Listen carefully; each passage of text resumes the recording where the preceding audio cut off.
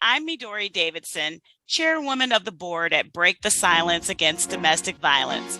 I'm happy to welcome you to the Through the Eyes of Survivor podcast, where we are working to shatter the myths and misconceptions about domestic violence and intimate partner abuse.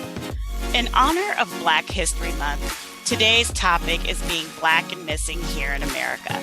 Startling data released found that more than 60,000 Black women and girls went missing or were murdered in the last year.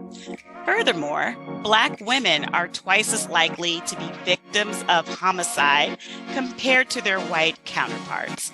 So today, we will examine the systemic causes of violence against Black women and girls in America, appropriate methods of tracking and collecting this data, and recommend policies and practices for institutions that assist in creating measures necessary to address and reduce violence against Black women and girls.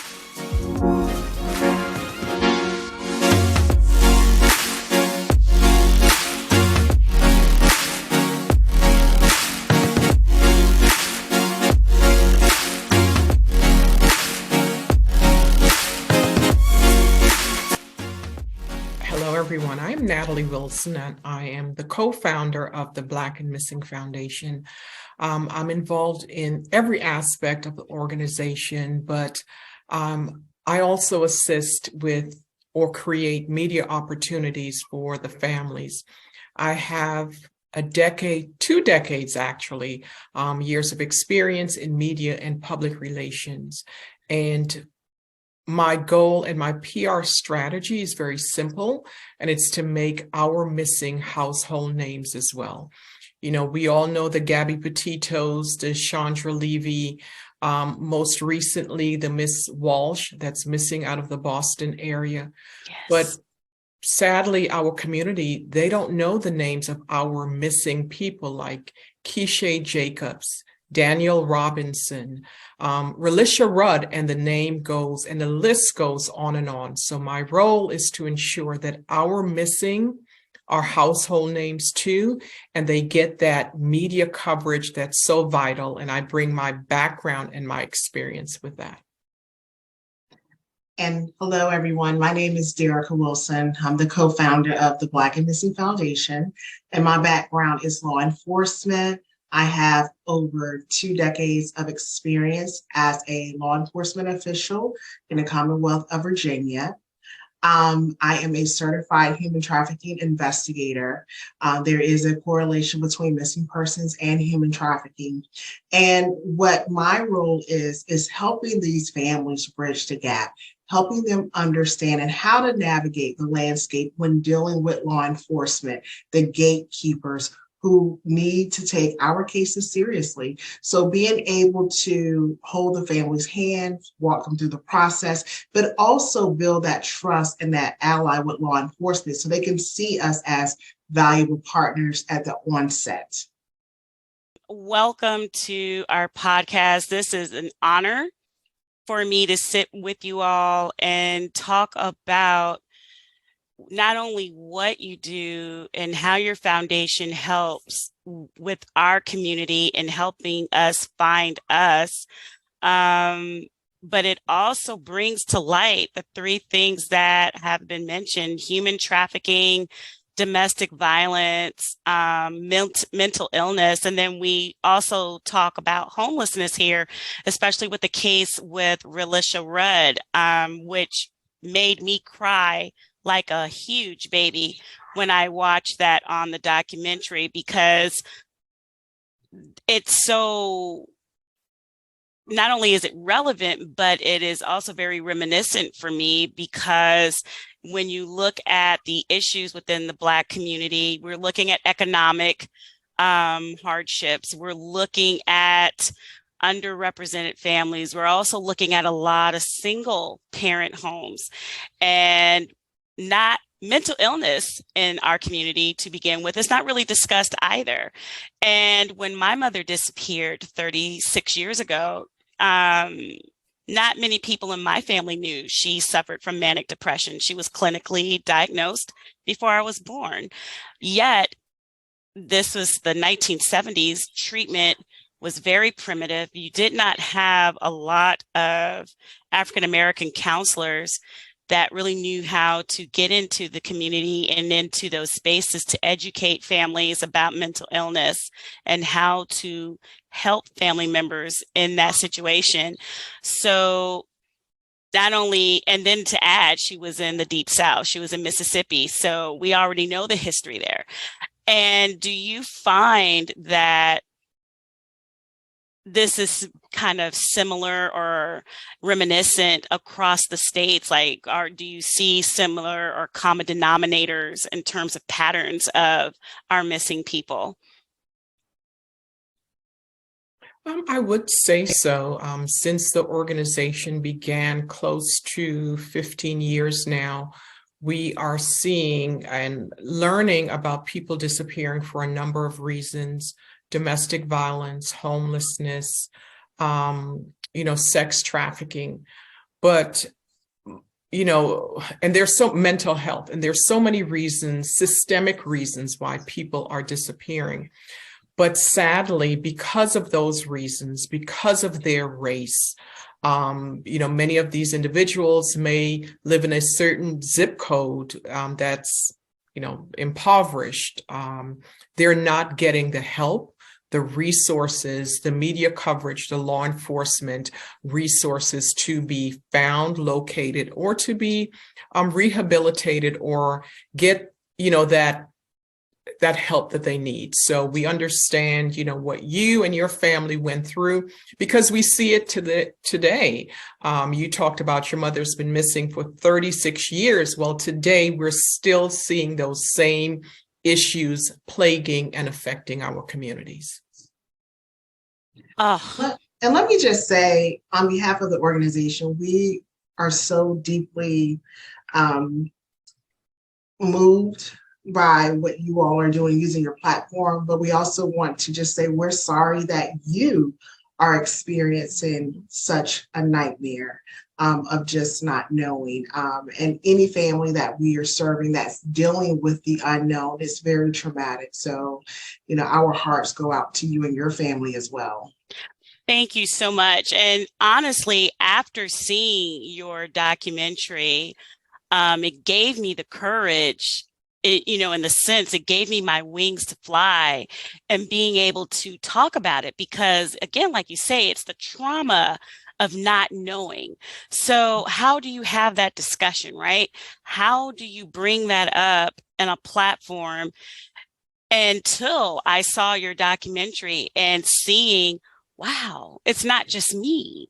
And it's so sad. Like you said, Miss Natalie, 36 years later, we're still dealing with this. And it kind of, when I was doing some research on my own, it brings me back to the emancipation, where slaves were looking for their loved ones, looking for missing people. So it seems to have been a historical pattern for us, if you will. And how, and then you go back to the systemic oppression. So within the legal system, how do families like mine, how do you fight? And you bring up a very good point. With the Black and Missing Foundation, our message is very clear to the public. Missing persons is not a Black issue. It's not a white issue. It's an American issue. It's a human issue. And regardless of race, regardless of sex, regardless of, religion, these are valuable members of our community. And as Natalie mentioned, we all know those names, the Natalies, the Gabbies, the Elizabeth, and the list goes on. And we're not trying to dishonor those communities. We're just trying to even the playing field, because our missing matters. Again, these are valuable members of our community. Their mothers, their fathers, their sisters, brothers, sons, and daughters, and they deserve that awareness as well. So how do we start peeling back those layers? It starts with law enforcement. It starts with law enforcement, the gatekeepers taking these cases seriously. We need for law enforcement to stop labeling our youth as runaways. Runaways are not receiving an Amber Alert. And actually, if you think about the classification runaway, it really goes back to slavery. You know, who was associated as runaways? They were Black, right? So it has that negative tone to it. And then when it comes to missing adults going missing, their disappearance is also met with some sort of negative impact, whether it's, you know, gang affiliation or some sort of criminal activity, prostitution. And so those cases are really not taken seriously. You know, when white women go missing, they are viewed as victims. They're viewed as, you know, in distress. And that's the picture that oftentimes society paints. And so we are creating our own narrative by, you know, putting these images out there, telling our stories on how we want our loved ones to be recognized in the general public with law enforcement as well as with the media. And I want to add, I'm so happy to know that you saw the docuseries and you were empowered to act. And as you said, you know, you have your own wings. And remember when we first started the organization, we said if we can just find one person, one missing person and bring them home, we have done our jobs. And close to 400 cases closed, we are just scratching the surface. Mm-hmm. And, you know, our organization is built on hope and empowerment. So I feel really good to know that you saw it and you want to act and help other people that are in, you know, in your situation, because sadly, there are hundreds, maybe thousands of families that are going through what you and your family went through. So if you can help them along the way, as we're advocates for these families who are voiceless, it's great to hear.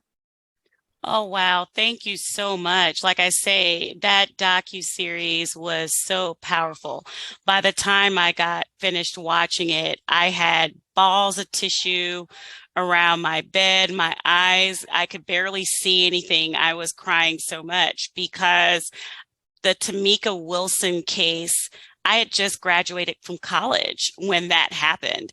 And I remember the girl missing in Aruba, the Natalie Holloway girl, and how I remember seeing on the news people out of nowhere were buying plane tickets to fly to Aruba to help find this girl. And meanwhile, Tamika, who was missing around the very same time, nothing. Absolutely nothing. And that was so reminiscent of my mother's case. You know, when my great aunt, God rest her soul, went to go to the police to report her, they first told her she had to wait 72 hours. 72 hours? If we already don't know where she is, why are we waiting 72 hours? That's a crucial time. Mm-hmm. You know, because at 72 hours, you could be killed. You could be killed in 2 minutes. Right. Why are we waiting 72 hours? So then when she went back, they just wrote it down on a piece of paper and said they will look into it. Then my grandmother reported her and gave them the information she knew. Oh, we'll put her on our missing persons database. I always was uncomfortable with that response. So when I graduated from school, something in my gut said, call the Yazoo City, Mississippi County Police Department. I called and I got a very nice gentleman who was working third shift. And he told me, he said, well, I'm bored. I'll be more than happy to help. So he went into the storage room and pulled out all of these boxes from 1986 to 1990. First thing I learned is that they didn't get their first computer system until 1990. Anything prior to 1990 was done by hand. Secondly, he went through all the forms. No report of my mother. No report. She never made the missing persons list. She never made it to the database. They didn't even have anything on paper. So, which led me to believe the officer who took the information from my great aunt and from my grandmother wrote it on a piece of notebook paper. and set two tears in a bucket. Mwah. And do you run into those types of situations when you're doing the kind of work that you're doing? And if so, how do families jump over that obstacle? Well, we certainly run into those issues with families that we are serving. And I'm so sorry to hear that experience. And what's so sad is that what you all experienced when your mother disappeared is the same thing that a lot of families are experiencing this day and time in 2023. So what we are seeing is that law enforcement are, again, not taking a lot of these cases seriously. They will give families, in some instances, an event number. An event number documents that someone may have spoke with that individual, but it's not actually a case number. So everything is considered an event with law enforcement, any interaction. And so what we have seen is that when we go to verify these reports, there may not even be one on file. And so that is where we come in, especially with my background in law enforcement, knowing how to walk that fine line and understand that thin blue line to be able to help these families, because we can't take a case unless there is a police report on file, because it's imperative for us to partner with law enforcement when we receive those tips, because we need them to follow up. And the reason that we have our infrastructure set up that way is because we also recognize that there's a lack of trust when it comes to the minority community and law enforcement. We connect with our community because we look like our community. So for us to be able to even offer those anonymous tip lines, whether they're calling on our 800 number or if they're sending a tip through our website, they know that their information is protected, and we don't care who they are. We just want the information that can end the nightmare for the family. And so law enforcement, seeing that we are at least applying pressure, they have become a little bit more receptive to us, and it's all about building relationships. There are some that we still struggle with, but then there are some that are very open to having additional resources, because missing persons isn't considered a priority. They look at adults being able to come and go as they please. So therefore, a lot of jurisdictions across this country, they may not even have an isolated missing persons unit or division. There may be one or two officers that's assigned to the entire agency's missing person cases. So think about this. There could be a jurisdiction that has about 500 or 600 cases, and there's only two officers assigned to that. So for us to be able to come in to be a partner to law enforcement to help them, they have been quite welcoming to that extent. Nearly 15 years later. Mm-hmm. And the flip side to that is the media. You mentioned Tamika Houston, and she is the inspiration behind us starting the organization. Mm-hmm. And to know that her family, particularly her aunt, really pound a pavement with the media, right? National media, to cover her story, and she was met with silence. And when we started the organization, it was an uphill battle, even though I have a background in media relations, and I have relationships with the media.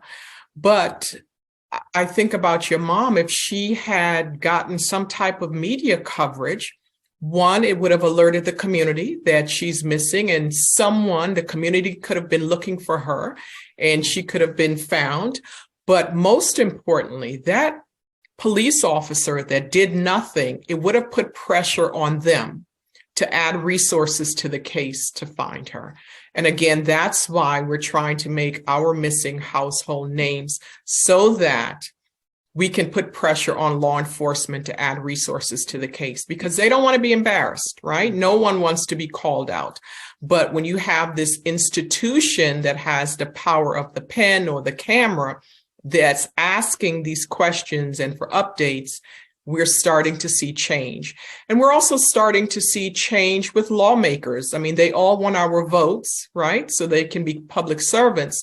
So if we can get them more involved to change policies and procedures to protect the community, I think we can bring about bigger change.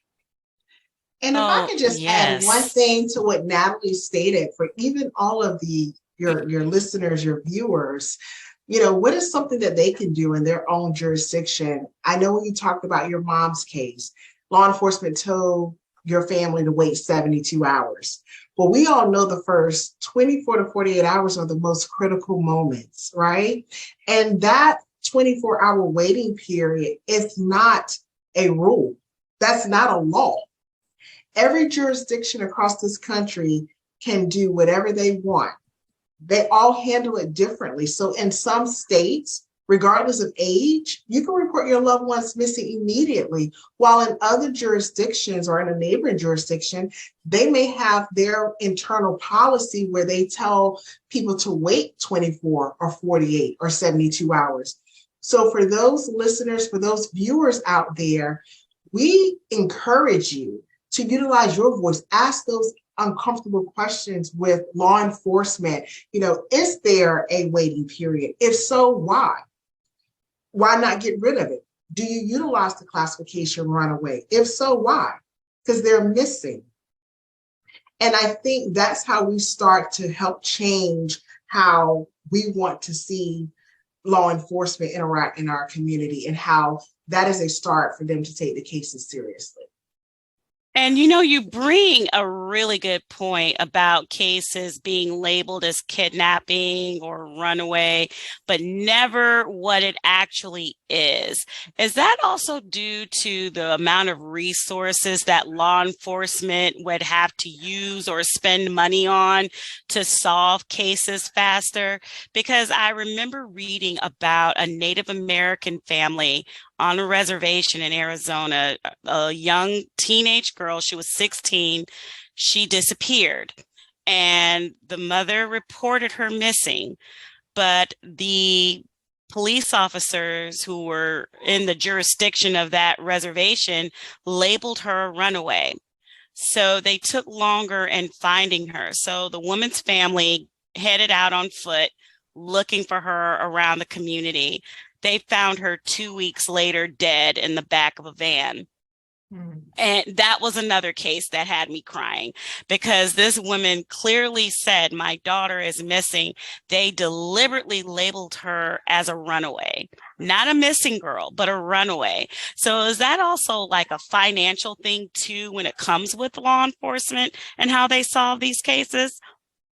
It's laziness. Okay. It's because there Okay. is no reason why they should be classified as a runaway. As I stated earlier, runaways are not receiving an Amber Alert, and there really isn't a sense of urgency. So if you were to think about holding two flyers in your hand right now, and one says missing and the other says runaway, the messaging is not created equal. People are less likely to share a flyer of a runaway because the perception of society is whatever happened to him or her while they were out there, they brought it on themselves because they ran away. But they are actually missing. Their brains are still developing. They're not in a position, they're not adults to make decisions on their own. Now, I think the bigger issue also is if in fact they are running away, which our organization, we don't utilize that classification, they're missing. But if they are running away, I think we all have a responsibility to understand what are they running from and who are they running to? Because we do understand and recognize that there's abuse that goes on in the home as well. And I think we need to understand that. And we've seen that increase, that uptick since the pandemic. We've seen the increase in missing person cases as a result of human trafficking because children are online. We've seen an uptick in our missing person cases because of domestic violence, because individuals they were locked in the homes with their abusers and not being able to go to work or go to school. So again, we have to come together and definitely have these uncomfortable conversations. And then again, even with mental health, the pandemic did a number on all of us. None of us ever, could have even imagined experiencing what we have experienced during this pandemic. So it has taken a toll. But again, we can't frown upon these important topics that's impacting our community. And again, with the minority community, especially when someone needs, medical professional assistance.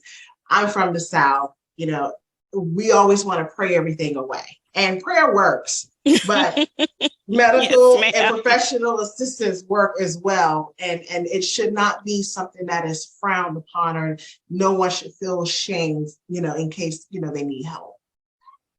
What we're That's also a very good finding, point. Yes. yeah, what we're also finding, and this is from working with families, is that law enforcement and the media and even our communities, they bring their biases to the table when they're dealing with these life or death cases. So it really impacts how the resources are added to the case. And we just need to make sure that, you have to be professional, and we need to make sure that there's better training. And I'll go back again to policies and procedures that are in place, because these are life or death issues. So take your personal feelings out of it. This person that's missing is not a thug. They're not a criminal. They're not promiscuous. They are mothers and fathers. They're valuable members of our community, and we need to treat the case with a sense of urgency.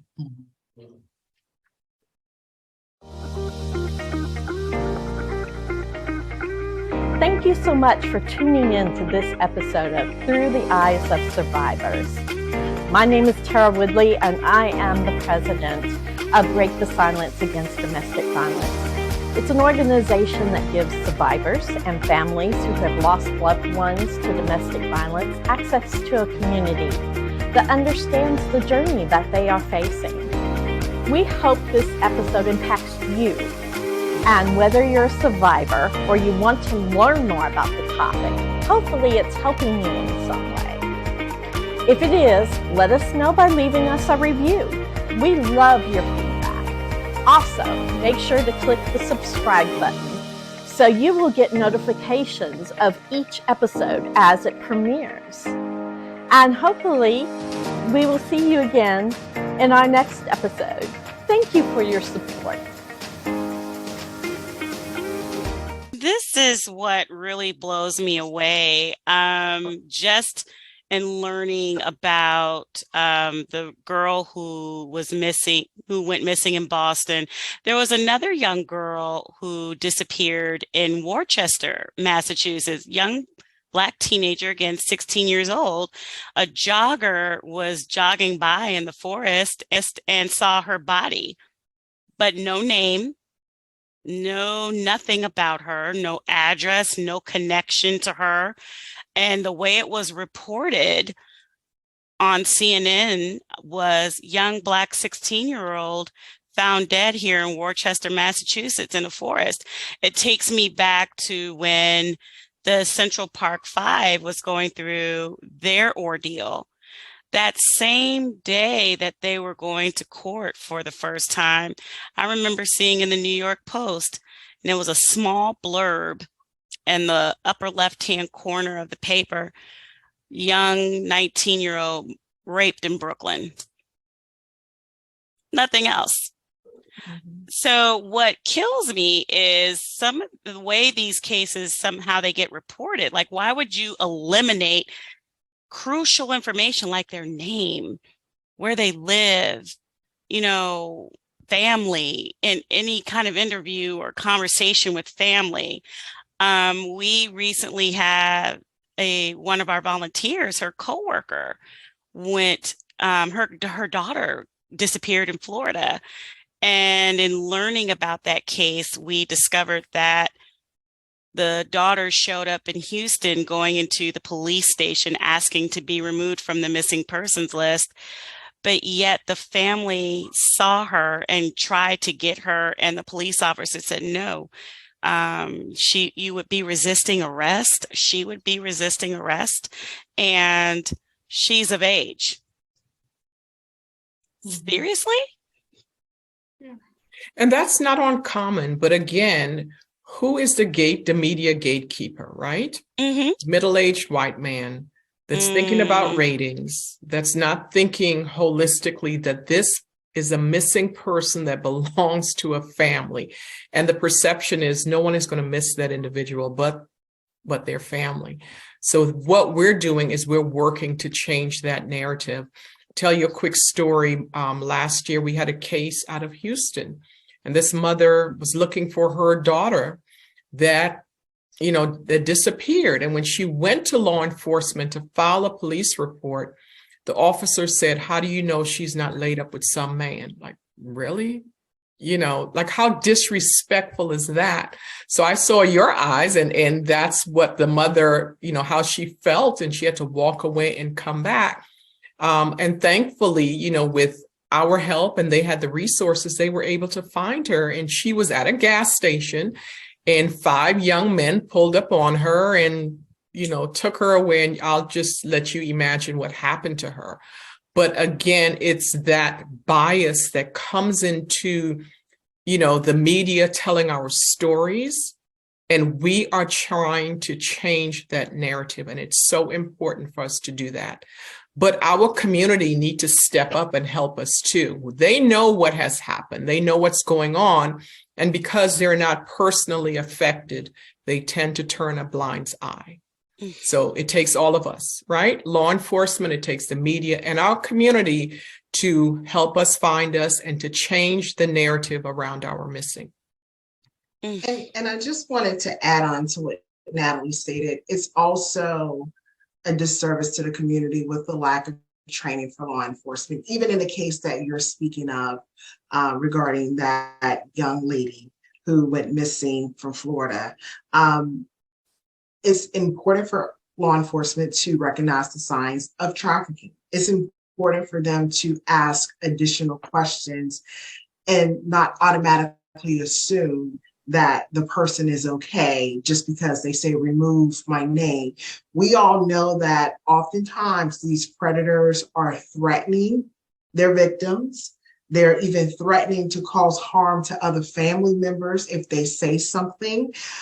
So that is something that law enforcement needs to undergo with training on a regular basis. And speaking in terms of law enforcement and serving, I can tell you that when I was in the police academy, we dedicated 1 to 2 hours for missing persons in my entire 6 months of the police academy. So it's oftentimes not that the officer don't want to help. They may not know what to do. They may not know what are the next steps. So that it goes back to the policy and procedures, as Natalie was stating, because when a person is reported missing, it's more than just taking that police report. You need to input that information into NCIC, which is the National Crime Information Center. That's how law enforcement across this country communicates. In the event that that person shows up in another state or another jurisdiction, they need to, if it's a child, they need to contact, the National Center for Missing and Exploited Children. So flyers can be created. They can contact the Black and Missing Foundation so we can further assist. There are so many other elements. They need to also create a flyer utilizing the police department's logo. They need to utilize their social media and their websites to put that information out there. We're not naive in thinking that every case is going to make mainstream media or every case is going to be on a 5 and 10 o'clock news cycle. But we are a society full of great technology, right? The website, the social media platforms. If you can't pick up the phone and call your news station that's, in your community, tag them in your post that you should be posting. Because what we see a lot is that we share our profiles, our flyers with law enforcement. And I use a quick story. Just the other day, we created a flyer for a family, and law enforcement asked, could you please share that flyer with us? Because we don't have anyone to do flyers in our jurisdiction. So how is it that you ask the community to help you find someone if you don't have the resources to even alert the public that someone is missing? Wow. And Midori, I have a quick question for you. I know you're the host and you're asking us questions, but you've lived through this experience. As someone who has lived through it, what do you want to see? How can how can we enhance, how we help families through your eyes, so your vision? So through my vision, not only do I wish to see the mishandling in terms of titling and labeling these cases other than what they are, that is a huge thing for me. But I also want to see the same galvanizing that was done for the Natalie Holloways, because our president, our board president, Tara, when her daughter first disappeared, and God bless her soul, eventually she was murdered, people galvanized together. They tried to help her find her. And these were just local community members, friends, families, teachers, coaches, people from the church. They got together and they looked for her. And the media came into play because it did go on the news. And eventually, God bless Ashley's heart, her story, after everything was said and done, was turned into a movie on Lifetime. But here we are, we're still trying to get pertinent information to even look online to see if they are Jane Doe or not. Like, I am having the most arduous time getting my mother's Social Security information because I had a private investigator that I used through my job when I used to be a repossession collector's agency. I had a friend who was a skip tracer for our company, and he said, "I'd love to help you. We have some skip tracing data that we could use." So he did some things for me, and he was able to produce a Social Security number for my mother, but it was bogus. And here's why. My mother was a teacher. She couldn't afford a condo on Lake Merritt in Oakland, California, even on a good day. So that was strike one for me. That was the huge eyebrow raiser. But then it showed my grandmother's address in Berkeley, California. So two things I know. The person whom she was with, she was dating, because not many people know that information about my grandmother, that is. And then two, she was listed not as Patsy Ann Davidson, but Patsy Ann Myers. That was the name of her first husband. And not many people in our family, except immediate family, like my uncles, my grandmother, myself, knew that she was married before my father. So I knew right off the gate that this was wrong. I sensed fraud. So then I called the Social Security Administration. Well, you have to write us a letter, and then we send it to her. Huh? Help that and help me to make sense of that. And I can only imagine other families running into these obstacles where the jargon doesn't make any sense. So you're saying the policies need to change. The policies, they need to change. They need to make it accessible for us to find us. Now, I could go to Massachusetts and obtain my parents' divorce record. The problem is, and they even told me this in the court, their file was so huge because the divorce was so lengthy, they couldn't even stick it in a file cabinet. They had to put it on microfiche before making it to where they could store on a flash drive because there was so much information. So while it is public record, it's not accessible for me to sit at my computer and gain it online. I would have to go to Massachusetts to look at that information. So while we have this technology in place, it's still not accessible. And that does not make any sense to me. Wow. And this is where, like I say, after seeing your documentary, I said, okay, I have to be a voice somewhere, because clearly I'm not alone. And clearly there are policies and huge gaps that need to be filled.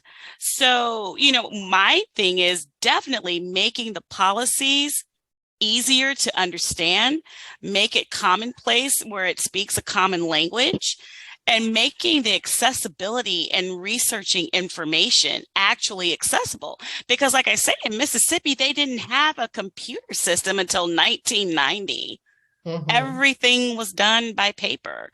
And if you talk about human trafficking and drug trafficking, if you give a small payout to the police in some of those rural areas, they could shred documents.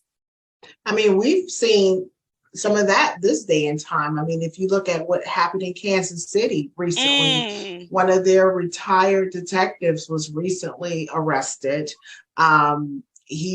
There were complaints lodged against him when he was serving of targeting young Black females, and he was recently arrested along with a drug kingpin for trafficking.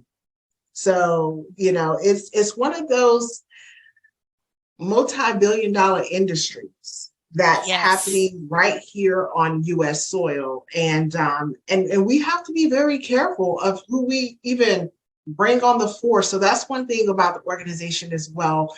We are really invested in our future leaders. So we recently partnered with Audio Chuck to offer scholarships and fellowship to criminal justice and communication majors, because we need for more representation in law enforcement. We need that command structure to look like us. We need the decision makers in the newsroom to be diverse and look like us. So that is another way that we are targeting that issue from a proactive approach. And we need our community to be our digital milk carton as well. I remember growing up, missing persons were on the milk carton. Yes, they were. Yes. Now we have social media, right?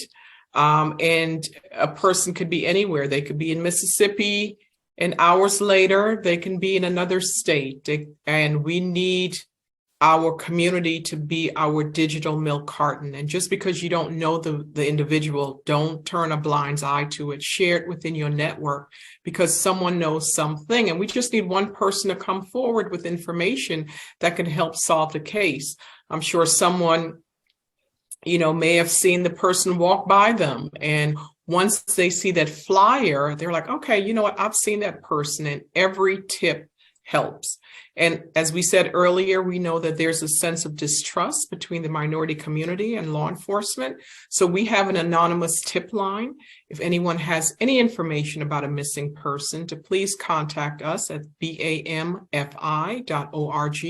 We will not compromise your identity. And if you have a loved one that's missing and you don't know where to turn and you need help, we're here to help you through that process. We have a very robust system in place, and we hold your hand through the process. Oh, that's awesome. That is so awesome, because it's, with these cases mounting up and seeing the statistics, even the statistics that you reported in your docuseries, that was so unnerving. 40% of those cases are Black women. That's 40% of all cases reported people of color. Mm-hmm. We believe that the numbers are much higher because there's a population that is not reporting. The Hispanics and the FBI, they tend to categorize them as white. They're not, because 24% of them classify as being Black. And again, going back to that sense of distrust, people in our community don't know what to do, so they're not reporting their loved ones missing. Wow, that's just amazing how those numbers are mounting up. And like you say, with all of this technology, all of this recent technology, all of these developments, and we're still running into this. So, how do we educate our community? How do we educate our families? Even how do we encourage our families to keep up with current records, current medical records, any little thing that can help them when a person goes missing? Because I know in my family, the biggest issue was the secrets. Where did they put certain items? Where's the insurance cards? Where's the driver's license? Just getting just the smallest pieces of information that could assist you.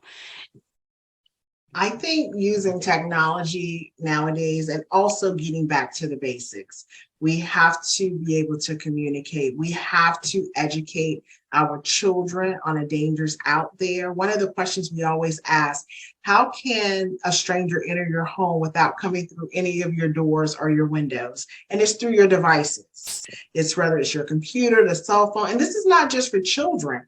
This applies to those that are online dating as well, because you have people that are masking themselves behind a computer screen and they're telling you what they think you want to hear. And we like to call those keystroke gangsters. They're gonna input that information that they think you want to hear. And so just being able to have those uncomfortable conversations, put down those cell phones at dinner, talk about it. And then for those that have devices, which everyone pretty much has a device, turn on those location, turn on your location where your family would know where you are. Let people know where you're going, just being able to communicate, and especially with students, college students, when you're going off to college, you have that sense of independency. So you still want to alert people where you're going. Just communication. So communication is key all the way around, regardless of age. Communication. And we're also seeing that so many people don't have pictures or appropriate pictures of their loved one. We want to connect with the audience so that they wouldn't have those stereotypes, right? So be mindful of the pictures that you are sending us to post. And we will not post any pictures that are not appropriate of your missing loved ones. But it's really startling that so many people do not have up-to-date pictures to, add to the flyer or alert the community that their loved one is missing. That is startling. Yeah. It is. It's startling, but also we're trying to create our own narrative and tell a story. So that is why those pictures are so critical. We need to know who we're looking for, but we need to have appropriate pictures as well to be able to help us create the narrative that we want to put out. Mm-hmm. Oh, absolutely. Thank you so much for this opportunity. And I look forward to hearing the podcast. Oh, yes. Same here. Like I say, it's an honor and a pleasure to sit here with you ladies. You have inspired me in so many ways that you can't even possibly imagine. And in any way that we can be of service and help to you both, please let us know how. Will do. Thank you so much. Thank you. All right. This concludes our Through the Eyes of Survivors podcast. Please be sure to like and subscribe to our channel so that you will be notified of upcoming episodes. If this episode has been informative, please donate and support survivors through our many programs. You can also support survivors by purchasing official BTS ADV merchandise at our store. Links to the BTS ADV store and our website are in the description below. Help us break the silence. Together, we can help the next survivor out of an abusive relationship. If you or a loved one are a victim of domestic violence, contact the National Domestic Violence Hotline at 1-800-799-7233 for confidential assistance from trained advocates. For more resources, call the BTS ADV support line at 1-855-287-1777 or visit our webpage, breakthesilencedv.org.